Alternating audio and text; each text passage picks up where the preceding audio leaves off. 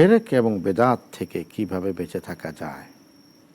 এটা যদিও অনেক বড় উত্তর, খুব সংক্ষেপে যদি আপনি বলেন।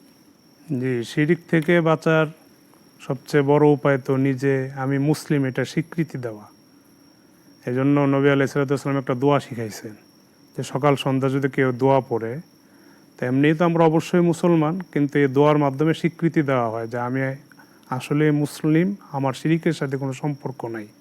যেমন রজিতু বিল্লাহি রব্বা অবিল ইসলামে দিনা অবি মুহাম্মাদিন সাল্লাল্লাহু আলাইহি ওয়াসাল্লাম নাবিয়্যার রাসূলা। এই দোয়া যে সকালে 3 বার বিকালে 3 বার পড়বে, তো আল্লাহ তাআলা তাকে মুসলমান হিসাবে হাশরের ময়দানে উঠাবেন। সুবহানাল্লাহ। তো আমরা তো অবশ্যই মুসলিম। তো শিরিক থেকে বাঁচার 1 নম্বর উপায় হলো শিরকি কাজগুলো থেকে অবশ্যই বেঁচে থাকা এবং ভুলেও যেন কোনো শিরকি কাজ না হয় এই ব্যাপারে যত্নবান হওয়া এবং সকাল সন্ধ্যায় দোয়াটা পড়া চাই। আল্লাহ তাআলা আর আমাদেরকে 2 নম্বর সেই হলো তৌফিক দান বেদাত করুন। থেকে বাঁচার সবচেয়ে বড় মাধ্যম হলো সুন্নতের উপর আমল করা।